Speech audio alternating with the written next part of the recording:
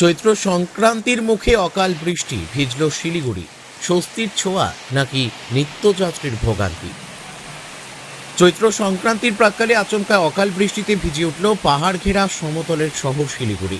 গত কয়েকদিনের অস্বস্তিকর গরমের পর বুধবারের সকালে ঝমঝমে বৃষ্টি শহরবাসীর কাছে যেন একরাশ স্বস্তি এনে দিল। তবে এই স্বস্তির মাঝেই নিত্যযাত্রীদের একাংশকে পড়তে হয়েছে ভোগান্তির মুখে। বুধবার সকাল থেকেই মেঘলা আকাশে ঢাকা ছিল শহর। বেলা বাড়তেই শুরু হয় ভারী বর্ষণ। মুহূর্তের মধ্যেই শহরের রাজপথ ভিজে পিচ্ছিল হয়ে ওঠে।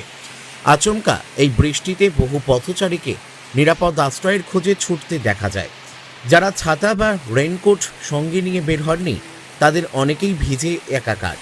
অন্যদিকে সাইকেল আর স্কুটারে চেপে অফিসমুখী মানুষদের বৃষ্টির মধ্যেই গন্তব্যে পৌঁছানোর লড়াই চালাতে দেখা যায়। রাস্তার ধারের ফুল বিক্রেতা থেকে শুরু করে দিনমজুর সকলেই কিছুটা অপ্রস্তুত হয়ে পড়েন এই আকস্মিক আবহাওয়ার পরিবর্তনে। তবে সব মিলিয়ে গরমের হাত থেকে সাময়িক মুক্তি পেয়ে খুশি শহরের একাংশ।